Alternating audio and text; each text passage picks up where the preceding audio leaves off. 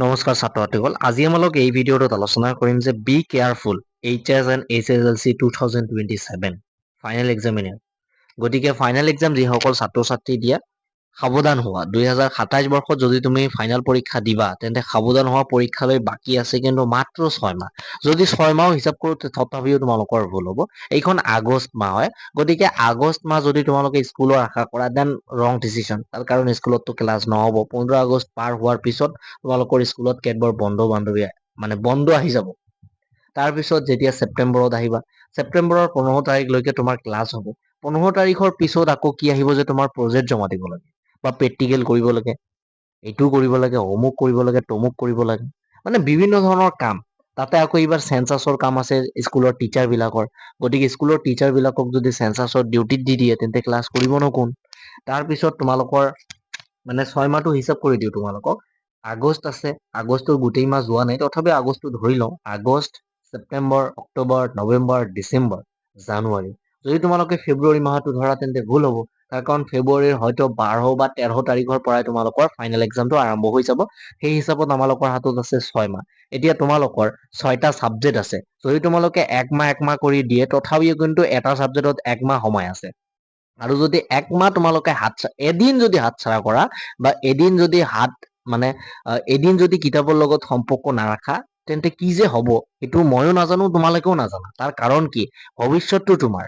মই just তোমালোককহে guide কৰিব পাৰিম। মই কিন্তু তোমালোকৰ এক্সামৰ খাতাত কেতিয়াও লিখি দি নাহিম। গতিকে ছাত্ৰ ছাত্ৰীসকল, মই এটা কথাই বুজাব চেষ্টা কৰি আছো তোমালোকক, জীৱন তোমাৰ, সকলোবোৰ তোমাৰ, ভৱিষ্যত তোমাৰ, ৰেজাল্ট তোমাৰ, মাৰ্ক তোমাৰ, জীৱনটোও তোমাৰ। গতিকে ডিচিশ্যন তোমাৰ, চয়েস তোমাৰ। গতিকে তুমি যিটো কৰিবা সেই হিচাপতে ৰেজাল্ট হ'ব। মই জাষ্ট তোমালোককহে বুজ দিব পাৰিম। মই কিন্তু এক্সামৰ খাতাত কেতিয়াও লিখি দি নাহিম।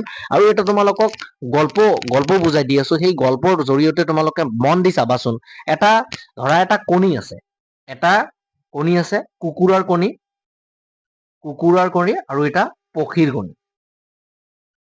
এটা পক্ষীৰ কণী আহি কুকুৰা য'ত কুকুৰা বাচ্চা দিয়ে তাত পৰিল। গতিকে পক্ষীৰ কণীটিও কুকুৰা যেতিয়া পোৱালি দিলে তেতিয়া পক্ষীৰ কণীৰ পৰা পক্ষী ওলাল। পক্ষীৰ কণীৰ পৰাতো পক্ষী ওলাব ন। তো পক্ষী যে উৰিব জানে সেইটো কিন্তু তেওঁ নুবুজিব। তাৰ কাৰণ কি? তাৰ লগত কোন আছে? তেওঁ কুকুৰা আছে। তাৰ লগত কুকুৰাবিলাক আছে, চৰাই আছে।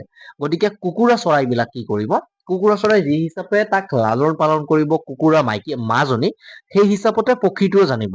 গতিকে তুমি কাৰ লগত আছা সেইটো থাকিবা, সেইটো জানিবা আগত। তোমাৰ বন্ধু বান্ধৱীৰ যদি ৰেজাল্ট ভাল কৰাৰ ইচ্ছা নাই দেন তোমাকো ৰেজাল্ট ভাল কৰিব নিদিব। তাৰ কাৰণ কি? তাৰ ডিচিশ্যনটোৱে হৈছে সৰু ডিচিশ্যন। গতিকে তোমাক আৰু ডাঙৰ ডিচিশ্যন কেনেকৈ ল'ব দিব? গতিকে সেই হিচাপতে বুজাই দি আছো। নিজৰ বন্ধু বান্ধৱ, নিজৰ আত্মীয় স্বজন এইবোৰ একেবাৰে এৰি দিয়া। তাৰ কাৰণ ৰেজাল্ট যদি বেয়া হয় বুজি পাবা যে এই পৃথিৱীৰ মানুহখন কেনেকুৱা, বন্ধু বান্ধৱ কেনেকুৱা।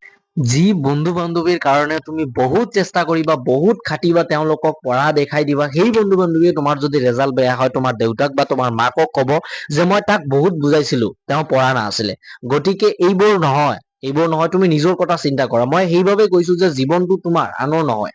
জীৱনটো তোমাৰ হয়। গতিকে মই বাৰে এই কথাটো কৈছো যে জীৱনটো তোমাৰ। গতিকে পঢ়া ভালকে পঢ়া। কেৱল মাত্ৰ পঢ়িলেই নহব, ভালকে পঢ়িব লাগিব। মই এটা পঢ়া আজি পঢ়িলো, কালি পাহৰি গলো, সেই পঢ়াতকে নপঢ়া বহুত ভাল। গতিকে মই আজি যদি পঢ়ো সেই পঢ়া যাতে গোটেই জীৱন মনত থাকে সেই হিচাপতে পঢ়িবা। গতিকে ছাত্ৰ ছাত্ৰীসকল, এটা ভিডিঅ'তে তোমালোকক সকলোবোৰ বুজাই দিয়াটো মোৰ পক্ষে সম্ভৱ নহয়।